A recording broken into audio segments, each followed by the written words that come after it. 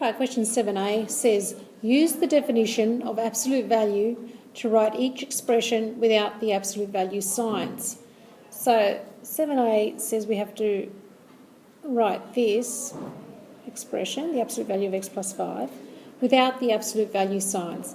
Now, what you need to do first is you've got to figure out what makes that expression go to 0. Okay, what must x be for x plus 5 to go to 0? Okay, and of course the easiest way to do that is just to let that expression equal 0 and then solve it. So x is equal to minus 5. Okay, so then according to the absolute value definition, you have to write an expression for when x is greater than minus 5 and when x is less than minus 5. And all you do is, when it's greater than minus 5, according to the definition, when x was greater than 0, you got just what was inside the absolute value sign. So in this case, we're going to write x plus 5 is our expression. And when it was less than 0, so in this case it's less than minus 5, we need to put a minus in front of that expression. Okay? And then we can write that like that without the parentheses. Right, so that's how we do the ones like 7a. 7d is this one.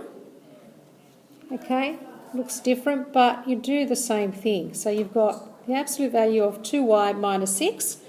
Again, let's find out what makes that expression go to 0. So 2y minus 6 equals 0. Y, of course, will equal 3.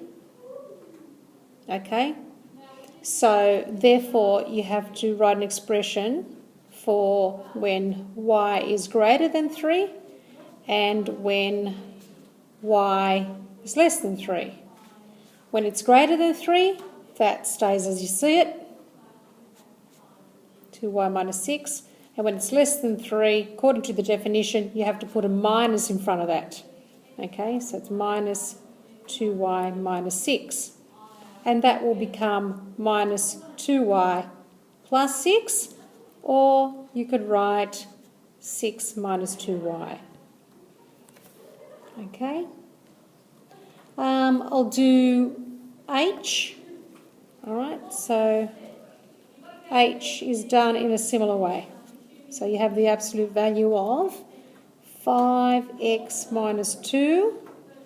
All right, let's find out what makes that go to 0, which value of x will make this little expression go to 0. So 5x minus 2 equals 0, and you'll find that x is equal to 2/5. All right, so then when x is greater than 2/5, you're going to get 5x minus 2, staying as it is, and when x is less than 2/5, then you have to put a minus in front of that expression, and you're going to get 2 minus 5x. Okay, I've written that second term first. All right, so that should be able to help you with question 7.